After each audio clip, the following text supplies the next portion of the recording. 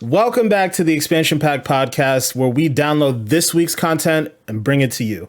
I'm your host, Danzel, aka Black Ice 8, joined by my amazing co-host, as always, starting off with Manny, aka Goop Master Flex. You already know how we do, baby. Yeah. And of course, we also have Chris, aka May 25th. Welcome. How are you guys doing today? You know, doing good as usual. Got some great stuff this week. You know, dude, we got a lot this week, man. This has been a really crazy week. A lot going on. We had, of course, Cyberpunk released this week. That's the megaton upon the industry. Of course, we also had the Game Awards this week as well, with a ton of announcements and a lot of content that, of course, you know, we're going to talk to you about right now. But we're going to start off with our usual icebreaker here. And it's actually has a lot to do with the Game Awards. So, Chris, we'll let you take it away. All right, fellas. So, if y'all could think of a category to have on the Game Awards for an award that isn't currently there, what would it be? I'm going to need y'all to scrape with the crevices of y'all brains to figure this one out, because you're going to have to really think about this one. I know what you mean. It's like, it is tough because there's like a lot nowadays. There's like a lot of categories for like different things nowadays. Like they even go as low as to like, or like go out to like the streamer of the year or the content creator of the year. Well, me personally, I think what would be a cool thing. I know they already have like best multiplayer game, but maybe they could go with something like best multiplayer map design. I feel like you know, a lot of these multiplayer games got some dope map designs that, you know, kind of get forgot about because, you know, obviously there ain't no like show to spotlight, you know, these creativities that these game designers showcase for us for these multiplayer games. So like I feel like maybe have like a little section for multiplayer map design or level design. So that or even just like weapon customizations and stuff like that. You know, this the small things, you know what I'm saying? They got some small categories. I feel like they could get away with it. Okay. I got a sub-question for you with that one then. So, do you mean more of like, how do I put this? Do you want to give more praise to the developers themselves in terms of like the map design? Or are you talking about just best overall map in like a specific PvP game? Are those two different things for y'all? Because they're kind of two different things for me, I guess you could say. I know what you mean. Could just love like care about giving credit to the devs, or you could be like on some, well, I guess it's game direction at that point, is it? Yeah, that's what I was gonna say. You could kind of like you might think that it's like, yeah, it's kind of like in the same thing as art direction or game direction or whatever. Mm-hmm. But you know, maybe like not. Like maybe the map over layout and everything like that makes the map like competitively good and stuff like that. Yeah. Or like, you know, something competitively balanced, like the best multiplayer balanced maps, so to say. I think like it is. It sounds like that would be adjacent to game design, but like I that doesn't necessarily take away from the fact that that'd be a valuable topic, right? Like I think having a category specifically outlined for best multiplayer map or best multiplayer map design, I think would be a great idea. I feel like I don't know how they would narrow it down. I think that's maybe where the issue might lie, if there was to be an issue, but I still think like there's a lot of value in that. I think that'd be a great idea. Yeah. That'd be cool. Maybe something towards like the designers themselves, but yeah, something like that, like I said. Okay. So I actually have two things I just came up with. Bro, you can't have two and then try to take one of mine. Like, I mean, I have a feeling it's not going to take one of yours, but you know, hopefully it isn't.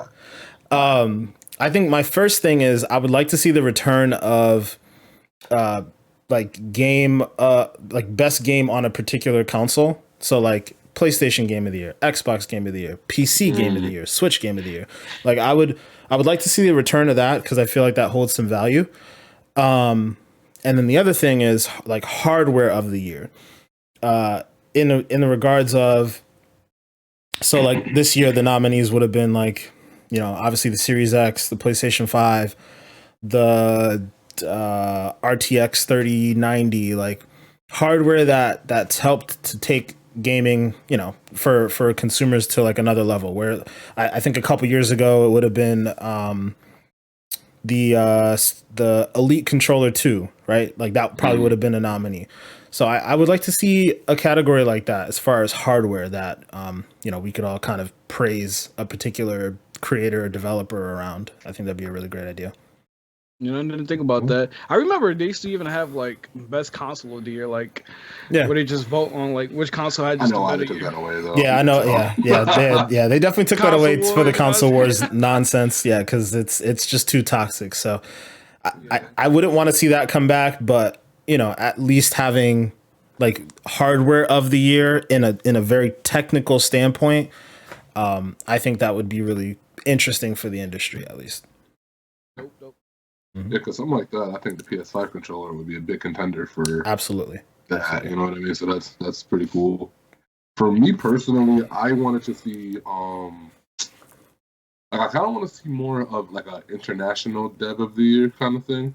So like not so much people who are rooted in the US, and I think we have a decent amount of like studios in Canada and a couple other places, but like y'all telling me that there's not people somewhere in Africa trying to make a video game, or some people somewhere in like one of these other rural countries. I know there's people out there somewhere, they just don't get a lot of shine for a lot of this stuff. And I think that would be a really cool thing to get more people involved in that kind of stuff, especially from some of them kind of like locations, man. Nobody would think of a place like, I don't know, let's Nigeria, I guess, right? Well, Nigeria, I know for a fact there's somebody in Nigeria right now who's nice as hell at 2K.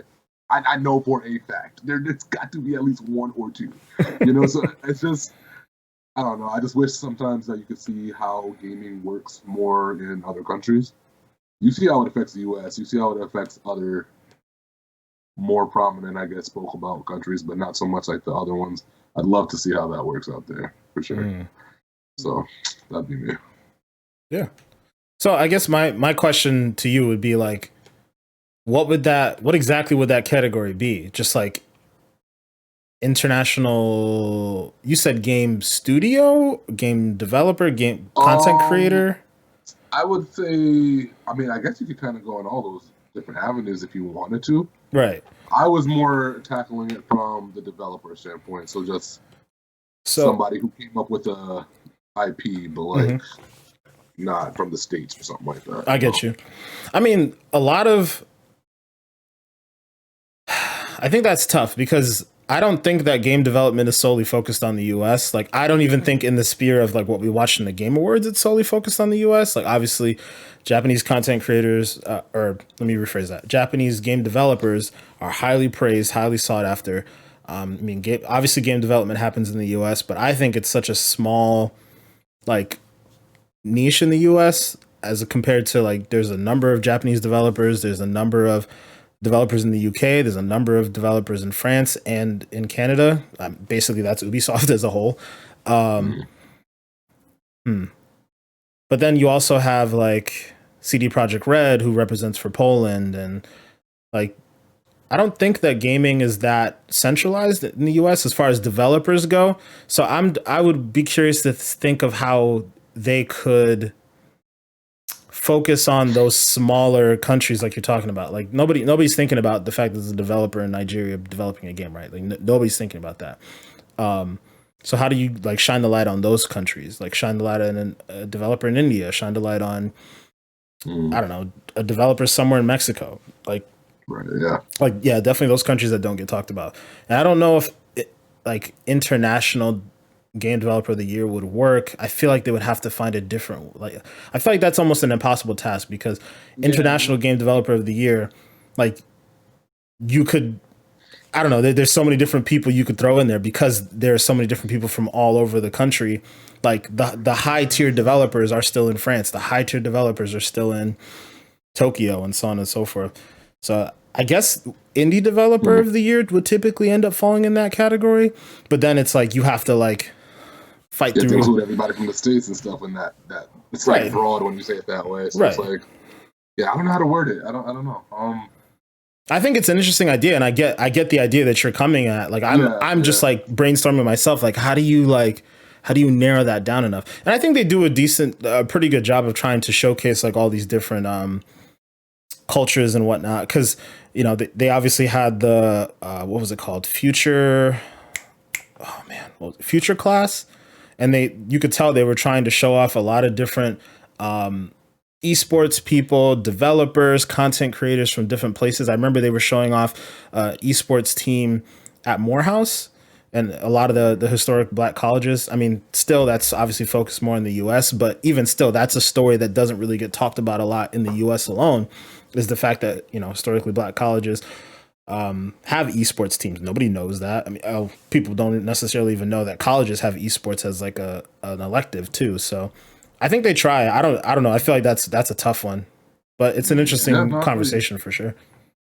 I definitely feel you. Yeah, cool. Okay. Anybody else got any other categories? I know we all went through a couple of ours. Anybody else think of anything? I mean, like I said, it's pretty hard to think of these new categories. So I think I'm fine with what I said. Yeah. Okay. Yeah. Okay. Cool. Yeah, I'm in the same boat. Yeah. Well, as always, we definitely got to shout out Jeff Keighley for putting on a good show, and I think the thing that, and we obviously if you didn't get a chance to check out, we were doing a live co-stream of the Game Awards. That's still up on our YouTube channel if you want to check it out and see some of our live reactions to what was going on. But I have to say, one of the things that I really loved about the show, and we talked about it in the co-stream, was how much the focus was more on the games and the new game announcement that they had coming out, as opposed to the actual awards part. Like, I feel like it was really just a game showcase and then an award show second. And I really love the way that it all panned out. So I agree. Yeah. But I 100% agree. Yeah. Got to say shout out to The Last of Us Part 2 for winning Game of the Year. That was something we didn't all agree on the Game of the Year nominees, but we all agreed that was going to be Game of the Year. So, we hit the nail right on the head there. But aside from, the ones that we agreed on or disagreed on, in my opinion, there were a couple surprises as far as winners of the Game Awards went. We call them snubs for lack of a better term. Some games that I think deserve the win, deserve the reward, but they didn't get it. Did you guys have any in mind? Any that you could think of? Yeah. Manny, go ahead. I was gonna say, I was surprised that No Man's Sky won Best Ongoing Game, because usually that's like the game Fortnite always wins. Why are you out there smiling? You want me to say Animal Crossing? That's what you want me to say, huh? I was surprised. I was surprised because I was like, No Man's Sky. Like, me personally, I didn't even know that game was still like relevant to this day. So that makes me want to like hop in and just try that game out, because I never really touched it. And then you already know, you guys might think this is a snub, but shout out to Tony Hawk Pro Skater. Y'all doubted me in the podcast. I knew that junk was going to win Best Sports Game of the Year. I actually don't think that's a snub. I'm perfectly fine with that game winning Sports Game of the Year. I think the conversation really just leveraged around the fact that you're acting like you're not a 2K fan. So I told you I enjoy Tony Hawk Pro Skater. I definitely enjoy Tony Hawk Pro Skater over Next Gen 2K. Definitely. Okay. I need to see you playing that on the reg then. Yeah, for real. We don't be seeing it. I don't see you playing that at all. Hey, man, y'all just be missing, you know what I'm saying? Y'all be all, don't be online at the right time. I played that with you once, and that was it. That's you playing with me. That doesn't mean me playing with me, you know what I'm saying? I mean, you've probably played that 3 times total. No, I haven't. I beat the whole game and everything.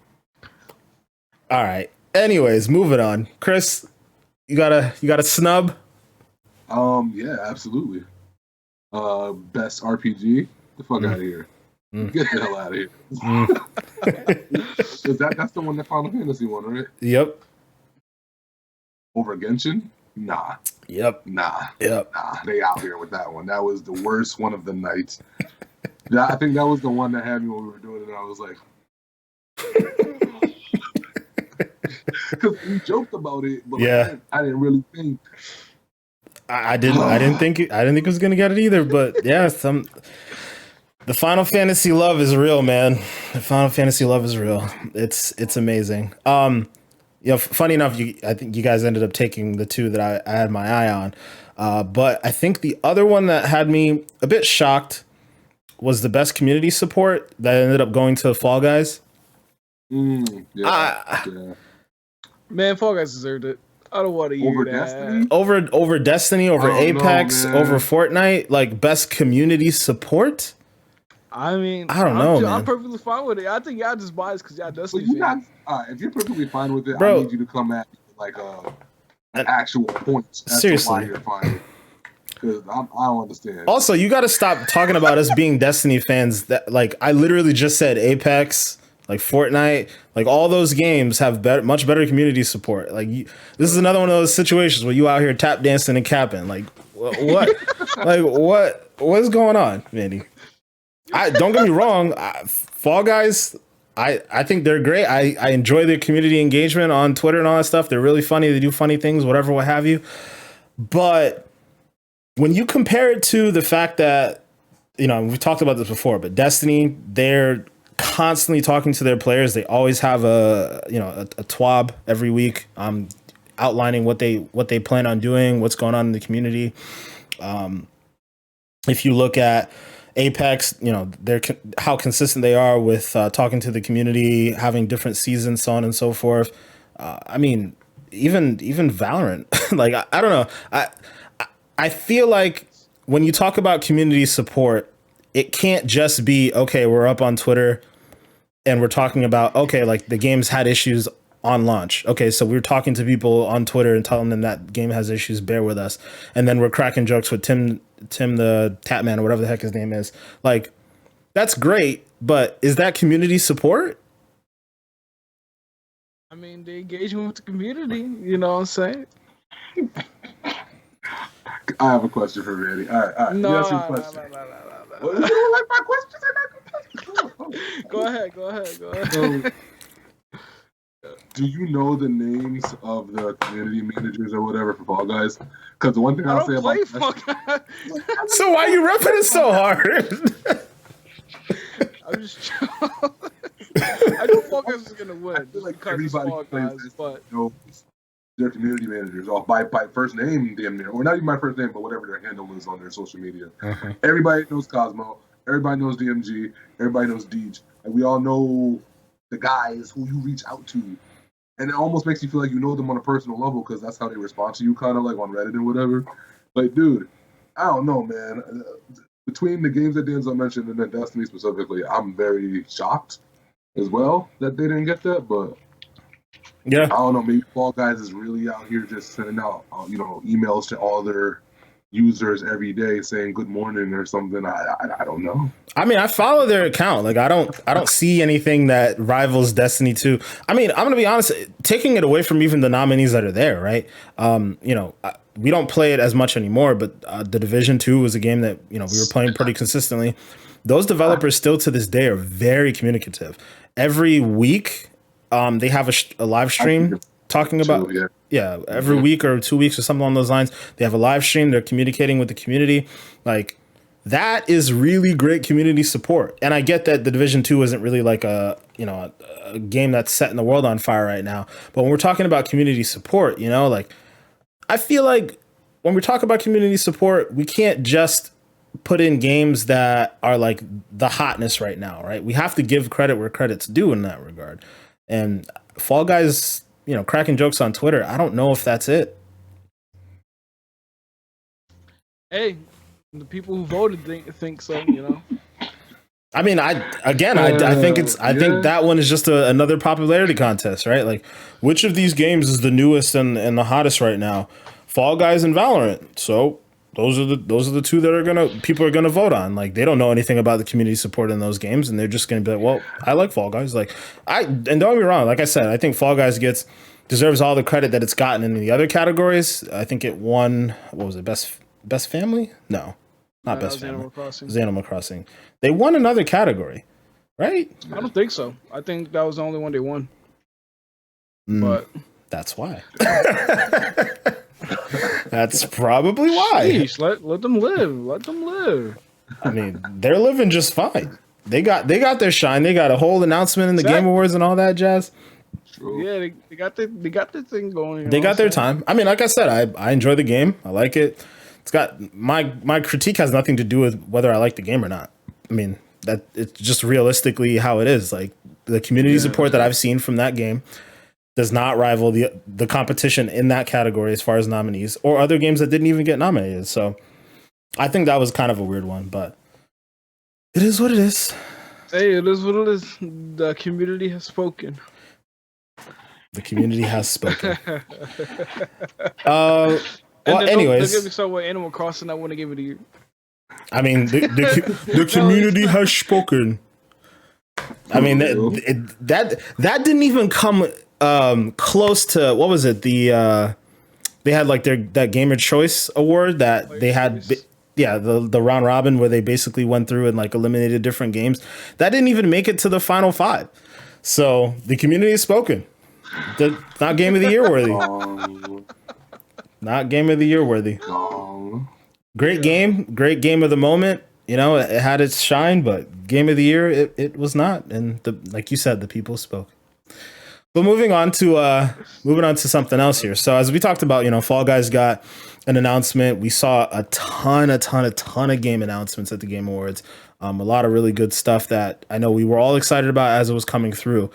But which announcement had you the most excited? I'm sure anyone who watched the stream knows my answer. But Chris, I'm gonna start off with you, man. Which game had you the most excited? Oh, me? Oh, Chris. Oh, me. Oh, my bad. Okay. I ain't hear you. For me, easily Crimson Desert. That's the only trailer that I went back and watched several times over. Man, oh man, like dog, I'm getting a dragon. I'm about to burn down some villages. I'm about to be stealing stuff. Like, bruh, I cannot wait for this game to come out. It looks like Skyrim meets Ghost of Tsushima in terms of some of the angles that they had with certain scenes and the grass blades and all the beauty and stuff that they put in the backgrounds. Yeah, that game looked fire, bro. That game looked dumb fire. I'm ready for it. I definitely have to say it did look beautiful. Absolutely beautiful. That game was probably like the sleeper of the show because, you know, everybody probably like turned their attention to like all these other big titles. Like, you know, you got the new Mass Effect trailer, Dragon Age, which, you know, thought I would have said Mass Effect too because I'm such a massive Mass Effect fan. I kind of forgot about the game. It was a teaser though. You can't really get that hype off of it, you know. Like, it's just a tease. That shit, man. that game was lit though. Like we were all just like. We were all just kind of sitting there like, what is this? Yeah. No, they killed it. Okay. They definitely killed it with that one. But like me personally though, I'm excited for the Callisto Protocol. That game with the creators of Dead Space behind it. Oh my goodness. Like I'm just excited for another nice scary game with the same creators of Dead Space. And just like supposedly it's supposed to be like the scariest game of all time kind of feeling, which, you know, I better get scared and like be to the point of me not being able to beat it because, you know, I always get scared playing these scary games. But like the game just looked amazing. It gave me Dead Space vibes. Like I remember watching it. My initial reaction when I saw like the thing in the back of his head, I was like, this definitely reminds me of Dead Space just because of that. Like itself, detail and everything like that. It just had that feeling. So I'm definitely excited for that.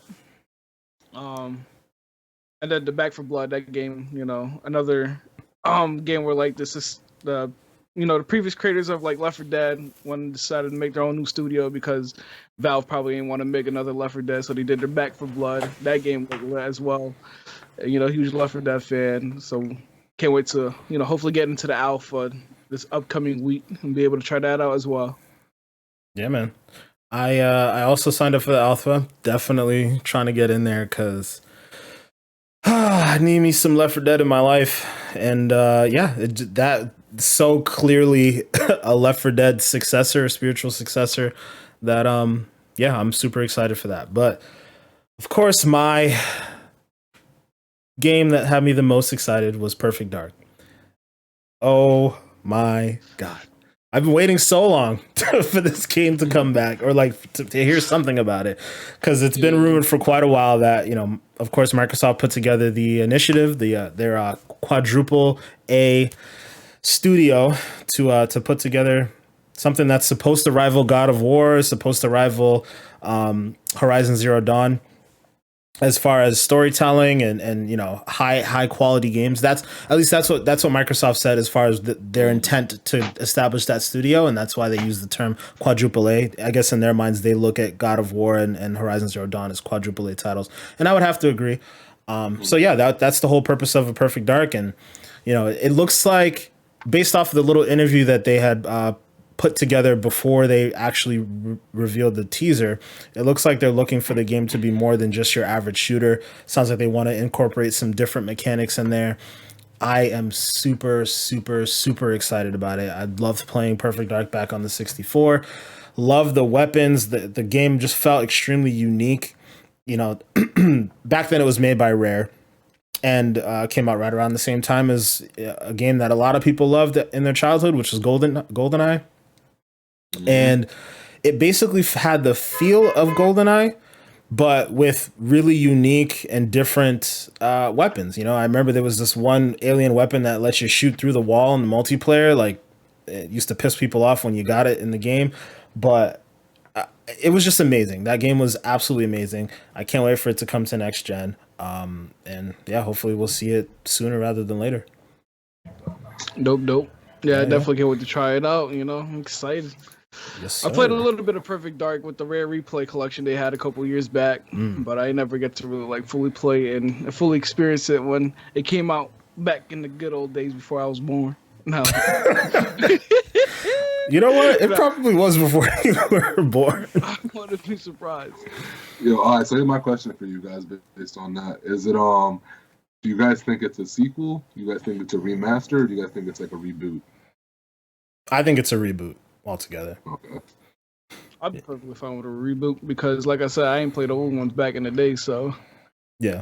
I think it has to be a reboot, right? Because it's definitely not a remaster, because from what we saw from the trailer, the story doesn't seem to have anything to do with what the original game had to do with. It seems like there's some new it seems like they're keeping the idea of technology being a focal part of the world, because apparently there's some new technology in the world that's changed the way our climate is designed. So like, I think like right in the very beginning of the trailer, you see like the world kind of shifting where like the clouds are moving and certain aspects of the world look to be a little bit post-apocalyptic and other places seem to be just fine.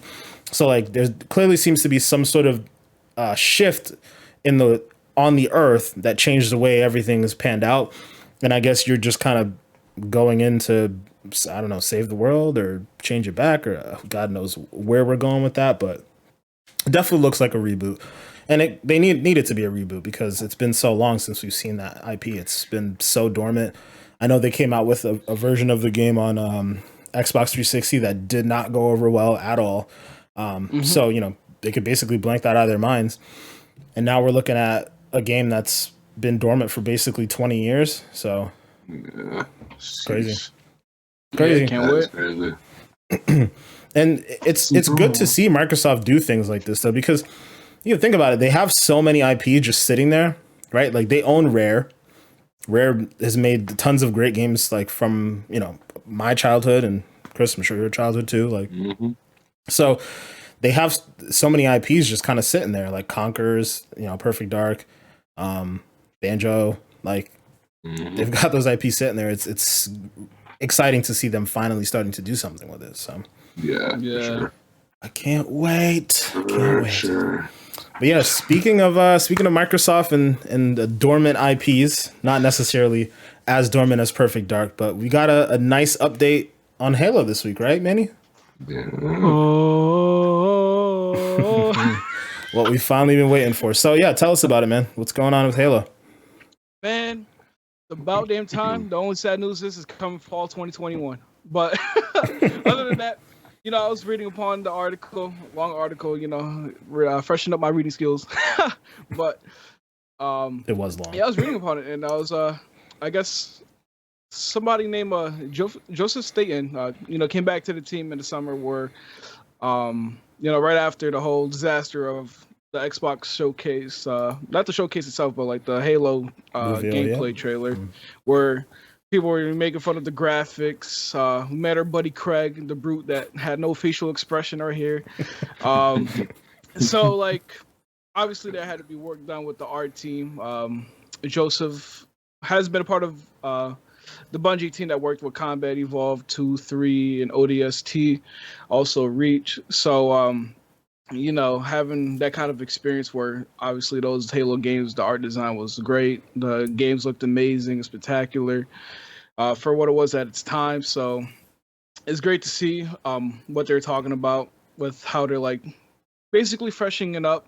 The July demo was supposed to showcase the gameplay, and other people took that as like, the graphics look so outdated. So it's a good thing they kind of like, took this time to push back the game again because we're supposed to like, I guess, get it early 2021 or like springtime. But them to actually taking the time, making sure that the game, looks and feels like next gen, working with like the shadows and like the features that would get with like the ray tracing and everything like that. We also got some great screenshots. The game honestly looks amazing. Can't wait to be able to see a little bit more of gameplay instead of just the screenshot side. But like I said, the graphics look good. They said our boy Craig got a makeover. Get some facial expressions with also hairstyles and hairdos and all that kind of stuff. Shout out to Craig, the brute. You won't be forgotten. But also, and they also talked about some multiplayer stuff.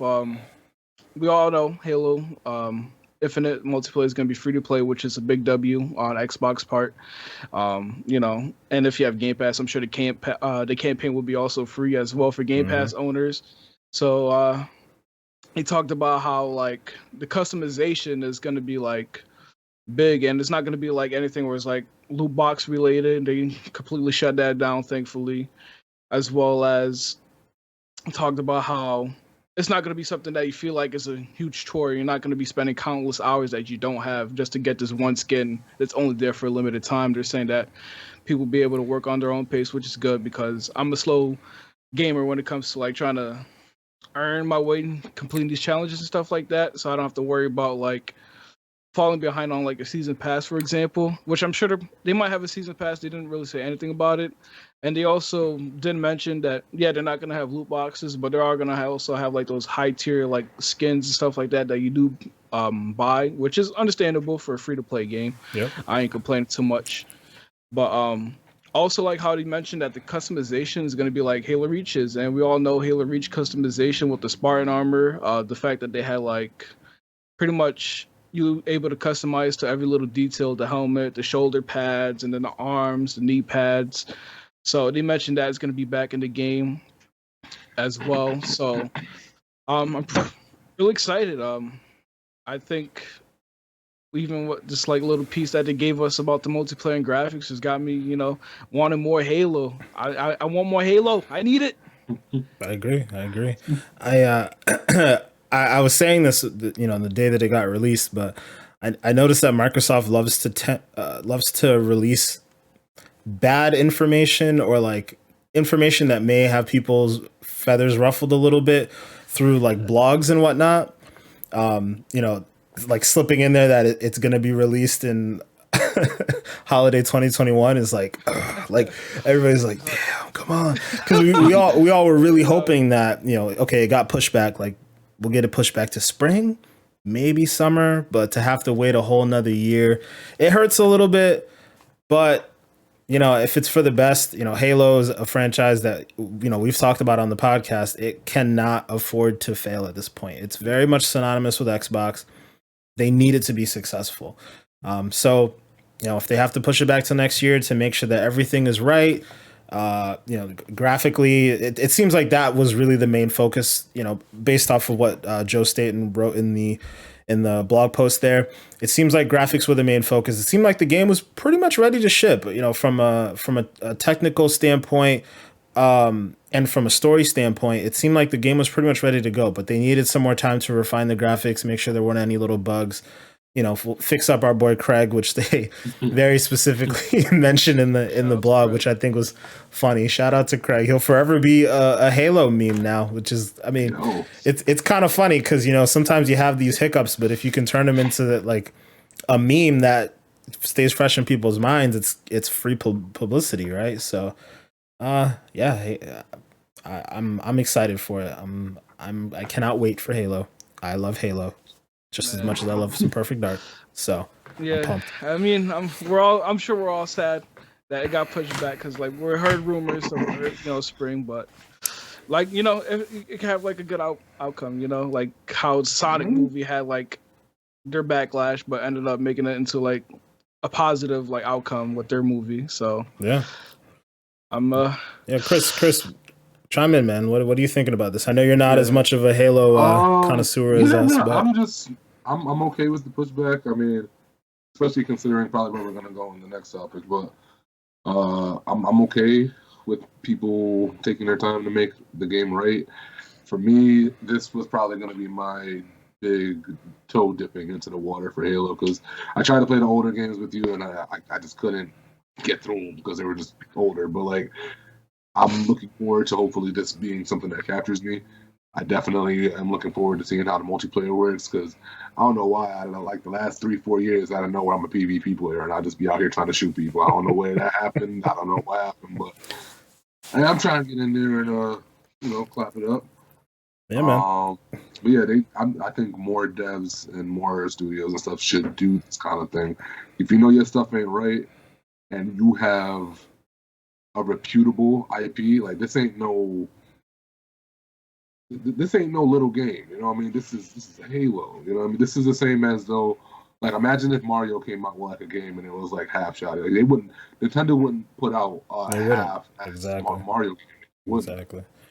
So it has to be right, and yeah, take as much time as you need. I know a lot of people are waiting on it. I think a lot of people are also waiting on it to give their full review of the Xbox, even though that's kind of crazy to say that people are waiting for a game to give a review on the hardware. Yeah. But I feel like that's how people are talking. Like a lot of people are waiting for Halo to really give their true judgment on the Series X. So yeah, I think it makes sense. I think it makes sense because to me, the way I view it, the way that you really review a new piece of hardware, a new generation of system, is by the first party content, right? So the very first piece of first party content that we were introduced to with the Xbox Series X was Halo. And that was supposed to be the launch title. That was supposed to be the showcase of the system. So, obviously we've talked about it before. It not being in the launch lineup hurts big time. You look at the other side of the aisle, you look at PlayStation 5, you look at the fact that they have Spider-Man Miles Morales. It's a showcase of the system. It's a way for them to showcase the controller. It's a way for them to showcase the ray tracing and the improved CPU and all that jazz. And that's really what we wanted to see out of Halo for the Series X. We know, on paper, we know the Series X is a monster, right? We know that it is, on paper, the most powerful console out there. But what we really need is the software to show off, what makes it so powerful. And yeah, Halo is definitely something we need. And I can't wait. Can't wait to see it. Can't wait for Microsoft to start pushing out some more first party content as well. Because the fact that, that's the other thing that kind of sucks about this being released next year is we thought that, okay, if it comes in the spring, it'll still be within the launch window and we'll still, get a chance to see what it's about. But now we don't know what kind of first party content we're going to be getting from Microsoft from now until then. Like we're seeing all the new stuff that they're doing. We're seeing all the deals that they're making. They're making great moves, but we still don't see the games coming in the near future. And that's the thing that, rides on Halo, I guess, for now. Yeah. Well, I just hope it don't take like another, 7 years like Cyberpunk did. It's definitely not going to be like that. But yeah, I mean, I think based off of what we've seen from Cyberpunk, and of course, like we said, we'll get into it in a moment, but based off of what we've seen from Cyberpunk, I'm okay with them taking some time. If they need to take more time, it's perfectly fine by me.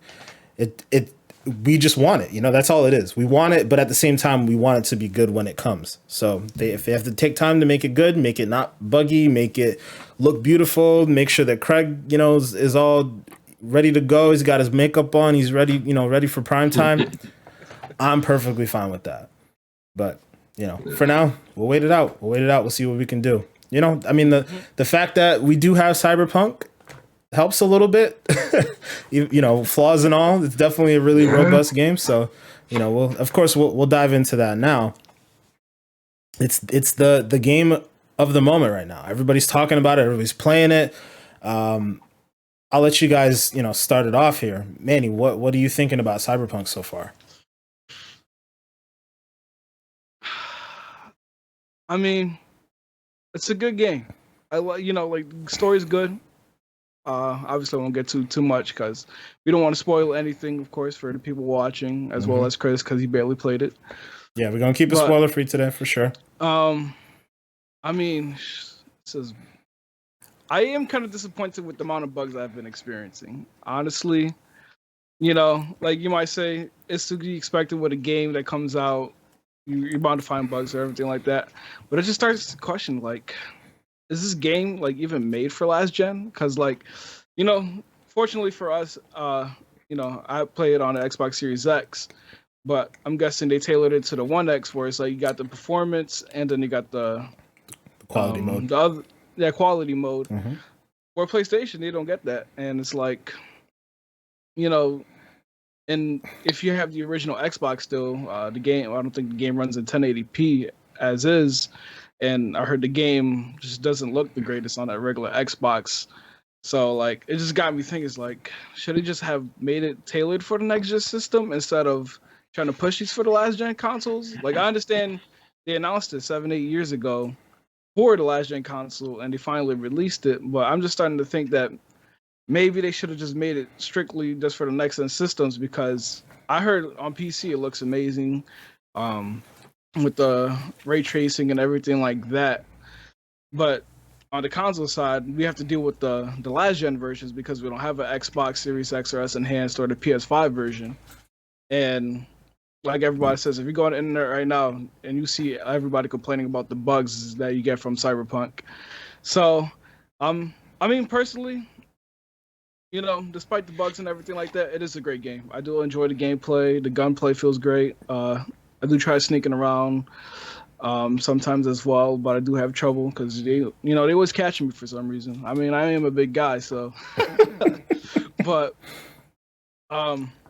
yeah. I mean, other than that, the bugs really do affect the gameplay sometimes, though. Like, I just wish sometimes, like, it just, I don't know, man. The bugs. Yeah, bugs. I mean, they'll continue to update and fix it and whatnot, but. Yeah, I feel you on that. It's just like, they pushed it back another 3 weeks, and then like they say, "Oh, the game's done." Like, you know what I mean? If without the extra 3 weeks, I wonder how bad it could have been with the bugs and everything like that. That's what I was gonna say. It was supposed to come out back in February of this year. What happened if it came out then? What would that look like? Yeah. Anthem. Like I heard it couldn't possibly look like Anthem. It's not possible. I heard it got bad to the point where like now their stock is starting to go down a lot because of all these negative reviews with the bugs. I don't worry about it. They got their money though. They got their money. They sold 8 million units, I believe. So they go with the money. Yeah, I'm not really sure why their stock would take a hit like that. Because, Chris, I'll let you give your impressions. I got a lot to say, so I don't want to take up too much time. So, like they said before, like Manny stated, I have not played the game much. I have not even gotten really past the character customization screen. Your boy's been busy. You know what I mean? We had our draft yesterday. Longest draft in NBA Fantasy League history. Went on for about 5 hours, just in case y'all need some context. Technology sucks. And then the night before that, I wanted to get into it. I just haven't gotten a chance to sit down and dive in, but I'm going to do that today.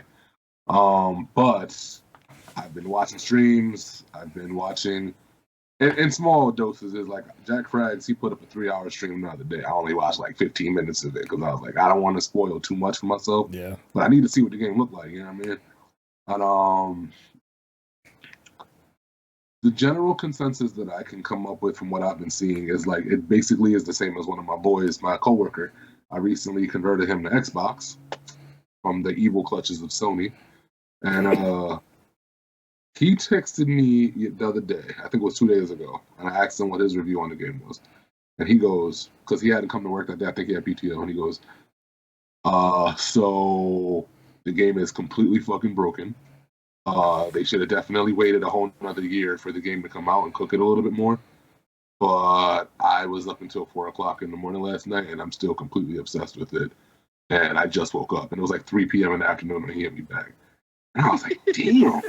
So cause I've never heard that kind of review for a video game before, where it's so fucking broken, but it's so good under all the brokenness that I will still sit here and deal with all this crap. That's interesting to me, because to me that's not how Anthem hit people. Anthem hit people like this is broken and then there's no content. So why playing it, right? Mm-hmm. When Cyberpunk has the most content, so that's not an issue here. It's just a matter of getting through the crap to get to it. So yeah, I haven't really played it much, but I do believe with my heart of hearts that this is going to be a game that right now is going to have a little bit of bumps and bruises, but 5-6 months, maybe a year from now, we will not be talking about any of this stuff anymore, I don't think. And yeah, like Manny said, I don't think they really optimized it for the last gen consoles. From what some of the stuff I've been seeing, some of the screenshots, they look wild. You got cats out here T-posing like this. You got cats out here because they let you do your genitalia and stuff in the game. Sometimes I've been seeing genitalia don't stay behind your clothing. You know what I'm saying? Like I'm seeing some wild stuff, man. Like these are like, it's funny. They're almost like bugs like that remind me of like Fallout type bugs. Where like some of the bugs weren't really game breaking, but they were just sometimes they make you laugh because they'd be like, bro, what is this? Yeah. And they're more annoying than anything else. Like you don't really think like they're gonna mess up anything. Whereas when Anthem froze a couple times, I almost thought my console bricked. Whereas with this, I read somebody else, he was saying that the bugs for him are annoying because you'll have NPCs or characters that you're doing a mission with, and it's a very, very pivotal cutscene that's happening. And because a bug will happen, you got a character flopping his arms or looking wild or something during the middle of a cutscene, and it kind of ruins the experience for somebody who's, there for the story. So yeah, I know it's in a little bit of a rough spot right now, but I don't worry about this game. I think this game is going to really hit a stride in a couple months, especially when they add whatever that multiplayer thing is that they're talking about. Yep. And they, release the next gen versions and stuff. Mm-hmm. This game's going to be straight. Mm-hmm. This is going to be the game that paves the way for a lot of new games. Trust. Absolutely. I think you hit the nail right on the head, Chris, especially the analysis that your coworker gave, where the game, I don't think it's absolutely broken. I would say it's got its bugs, but I'm still absolutely in love with the game. It's just a ton of fun. I love the story that's panning out so far. I think the game is extremely immersive, but one thing I thought was interesting, and I had heard a couple people say like, "Oh, like the game isn't as immersive on console," and yada yada yada. Come to find out, today's Digital Foundry, they released a analysis video. They do amazing work over there. Check them out if you guys have a chance. But yeah, Digital Foundry basically did this video comparing the PlayStation 5 and the Series X and S versions of the game. Basically, what they concluded was that the PlayStation 5 version of the game only runs at 60 frames. It only runs in performance mode, whereas the Series S and X versions of the game have the quality and the performance mode. The performance mode on PlayStation 5 stays locked at 60 frames, generally speaking. The Xbox versions, the next-gen Xbox versions, tend to dip below 60 frames a lot more, or more often, not a lot more, but more often than the PlayStation 5. But the Xbox version of the game has double the detail. So there's more NPCs walking around. There's more traffic on the road.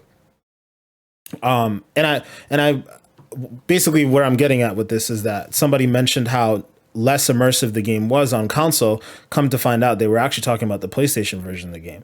And when you're for me, when I'm walking around Night City, like the very first thing I thought to myself when I saw this game or while I was playing the game was how immersive it was. I'm walking around and there's just a ton of NPCs. I'm like, moving between people. Like it's a living, breathing city for me on my Xbox. And it's kind of a shame to think that somebody who'll be playing it on PC won't be getting as much fidelity or, in regards to the immersion of NPCs in the world, cars driving around. Like they showed a side by side comparison and it looked empty on PlayStation, which I think is crazy. So it's like, we're basically getting two completely different experiences. And yeah, it's great that PlayStation's getting their 60 frames, whatever, what have you, but I would much rather, have it dip below 60 every once in a while and have the game be a lot more immersive. I mean, I'm fortunate compared to most people. Like my monitor has FreeSync, so it can kind of compensate for the dropped frames. Like it'll stay locked at 60 because of my monitor, so I won't notice it. But even still, I'd rather have that immersion in the game where I see more NPCs and more people to interact with and more things to do, as compared to PlayStation, like losing half of that fidelity. That's crazy. Like to me, I feel like if that's the situation that you're going through, you probably should have just pushed the game back a little bit more and just said, hey, this is a next gen only game and leave it at that. I do think that when the next gen upgrades come next year, it's going to be a godsend, right? Like the game will transform. We know how CD Projekt Red does things based off of what we've seen from The Witcher. The Witcher, when it first came out, very similar situation. It was extremely buggy. People kind of trashed it for a bit. They knew there was still a good story under there, but it did not get anywhere near the level of praise that it now has when it first came out. And that just was CD Projekt Red cranking overtime, optimize the game here, add an expansion pack, optimize here, optimize. Like that game looks completely different. Like what was it, like 5 or 6 years ago that it came out? And like right now that game's considered a masterpiece. So the fact that the game is in the state that it's in and is still getting 9s and 8s and whatever, and we know that there's a lot more that can get cranked out of that game. Like when they come out with the Series X updates and we get ray tracing finally, and we get a stable 60 frames, and the multiplayer comes out, and we get more expansion packs and so on and so forth. Man, that game is going to be something else. It already is. It's already amazing. So I don't think that it's necessarily a revolutionary game, because I don't think it's done anything that I've seen so far to push the medium forward. When certain games come out, like when a Rockstar game comes out and they implement a certain mechanic, it's like, that mechanic is going to be in every game from here on out, right? Like Gears of War back in the day, they had the cover mechanic. That cover mechanic is still being implemented at almost every game now to this day. I can't see anything like that in this game, but it's done all of the little mechanics that have already existed in gaming so well, with the exception of the bugs that have been happening. It's a masterpiece. I am absolutely in love with the game, and I can't wait to go play some more after we finish this podcast. Yeah, man. I got one more thing I wanted to add as well. You kind of hit on it too when you said that they took little things that we've been doing in the games and kind of like expounded upon it. Mm-hmm. And I feel like this is what needed to be seen in order for devs like Bethesda and some of these other places, people that make even I forgot the name of the studio that makes Dragon Age and some of these other games, but games that give you decisions. Yeah, Bioware, my bad. Mm-hmm. Decisions and things that happen in the story that trigger based on your decisions. This is how it's supposed to be going forward. There is no excuse for any other studio at all to make a game that's subpar, because I feel like this is what happened with Fallout 4. We were all expecting the next level of progression in terms of being able to make decisions for your character and da-da-da-da. And we didn't get that. We kind of got a version of the last game that was with, slightly better graphics and a couple of little minor things. But this, I watched a clip in somebody's video. It was a random YouTuber.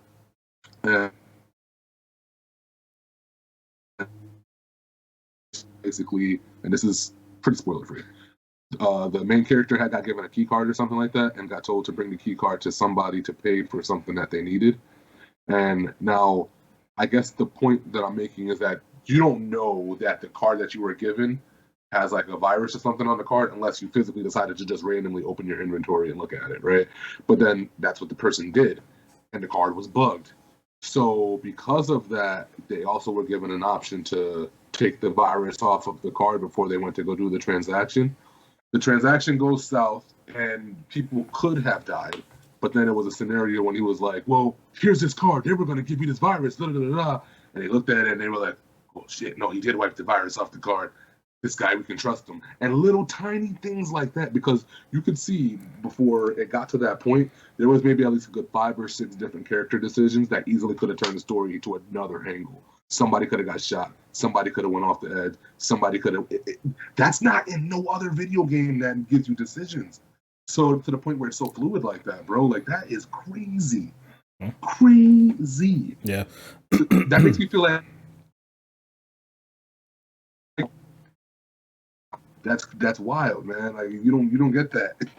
You do not get that. The replayability that I'm seeing with this game, and I haven't even touched it yet like that, is insane. I can't see how somebody doesn't want to make like 20 different characters and just keep on going through the city. Like, how do you not want to? Yeah, there's so many different things that can take place, based off of obviously your backstory, and then the decisions that you made up until that point. Like you said, that mission that you're talking about in particular, like I know exactly which one you're referring to. And so again, I did end up going and playing the corpo path because I was a corpo. That chip, as soon as it was handed to me, I called the person out to say that it was bugged. And like the trajectory of that story changed completely because of it. Like it tells you like, okay, because you're corpo, this is what you can say. And there are other spots in the game where if you've developed enough of a certain ability, like your intelligence or your cool, you get these different lines of text that can either make your life easier or make your life much more difficult. Like if you're more of a meathead and you're really like strong or whatever, and you're a brawler, like there's a line of dialogue that you get as well in certain interactions where you just punch the shit out of somebody and get whatever it is that you want. And then of course, it puts you in more of a like a fighting scene afterwards, right? But it's just amazing how many different ways you can tackle a different scenario. Like there was often a couple selections that I had because I did really want to focus on my whatever the equivalent of charisma would be in that game, which is cool. I wanted to focus on that so I could have more dialogue options and make things a little bit easier for myself. And I focused on that, and I was reaping the benefits of it pretty consistently. Like there's certain scenarios where I'd have to say something to someone to calm them down. I noticed that I was getting extra like loot, and I'm sure I don't obviously know all the different angles. So you, Manny, you're playing as a street kid, right? Yeah. So I'm sure there's different dialogue options that you were getting as a street kid. Maybe where you had to buy something from someone, and maybe being a street kid you got like a discount or something along those lines. I could see those scenarios panning out, and just the fact that like I know that each one of us is going to have a very different scenario in our gameplay sessions, and obviously we'll get together and talk about it some more. Really the goal is for next week, if Chris plays a little bit more and hopefully Manny and I finish the game, next week will be our big review discussion, where there may be some spoilers in there. Just a heads up for you guys next week. But yeah, the fact that we're all going to have a different game experience in this game is amazing. Like we're all going to experience a different story. It seems like the story may end up converging in the same point, but our journeys there will be very different. And I think that's awesome. Yeah. Agreed. It's nice to have a game to get lost in again, man. Very nice. It's true. Very, very nice. Very nice. Like, I can't even think about what these DLCs are gonna look like next year or whenever they come out, bro. Like, can you imagine what they can add to the city? The sky's the limit. Yeah, the sky's the limit. Especially with some of the other mechanics in the game, like the brain dance stuff and like some of the mysteries that you can solve. Like, man, yeah, I can see some pretty crazy things going on. Even some of the side missions, like they're just so much more interesting, and they hit you in ways that I wasn't expecting them to hit me. I know Manny knows what I'm talking about on this one because we we were talking about it a little bit earlier, but there's a mission in particular where you have to check on a neighbor. Again, obviously we won't spoil it in particular, but it was just an interesting story, and I don't know if it has a different endings relative to the choices that we make. Cause honestly, I think, I'm not sure. Manny and I didn't talk about as far as what our choices were, but I think I made the right choices in what I said to the guy. But, yeah, it just takes a turn that's like really interesting. And I guess I kind of expected, but like, I wasn't fully sure they'd go there. But again, just to understand that the world is that alive and like people are going about their day, like you understand that people are going about their day and doing different things, and like you can go talk, similar to what they did a little bit with Watch Dogs. Is like you can go talk to someone at a certain time of day and know they'll be there at a certain time of day. If you go talk to them at this time of day, they're actually going to be at work at a bar or somewhere. Like that stuff is cool, man. Like that level of interactivity and that world building, like we need so much more of that. Like I want to see more of that in Fallout. I want to see more of that in like every freaking game imaginable. So yeah. Yeah. Definitely. Absolutely. Yeah. Well, we definitely got a lot more to talk about next week in regards to our like official review discussion on it. But did you guys have anything else you wanted to add for now? I don't. Not really, I just can't wait to get back into the world of Night City. All right. Night Well, City. once again, next week, guys, we'll give a much more detailed discussion on Night City and Cyberpunk and all that it has to offer. So just be on the lookout for that. Hopefully, you guys enjoy your week. Enjoy Cyberpunk. But before we head out, as we always do, we're gonna let these guys give them a chance to figure out where we can find them. So, Manny, where can the people find you? You already know. OnlyFans. I always got to plug that in. No, let me stop. I don't even have an OnlyFans. But, of course, twitch.tv/GoopMasterFlex. That's where you can find me where I stream. I'm also on Instagram and Twitter at GoopMasterFlex. The only difference is on Instagram, it's GoopMasterFlex_TTV. But other than that, everything's pretty much GoopMasterFlex. I'm sure you find me anyways. All right. And Chris, what about you, man? Where do people find you?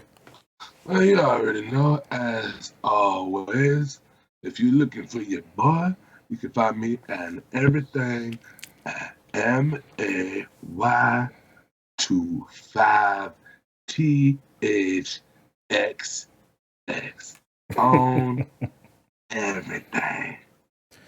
All right. Thank you. And of course, you guys can find me at Black Ice 8 on pretty much everything: Twitch, Twitter, Xbox Live, PlayStation Network, Steam. The only difference, as always, is with Instagram. It's going to be Black Ice 8_gaming. Also, another pretty cool thing that I'm going to be doing in the coming week is jumping onto the Balls Deep podcast. It's not exactly gaming related, but sports podcast with our buddies Devin and Javon. So shout out to them. So you can check us out there, Balls Deep with Devin and Javon, or check me out there, I should say. We're going to be talking a little bit about the NBA season coming up. But yeah, that's all for now. So thanks again, guys. We'll check you out next week.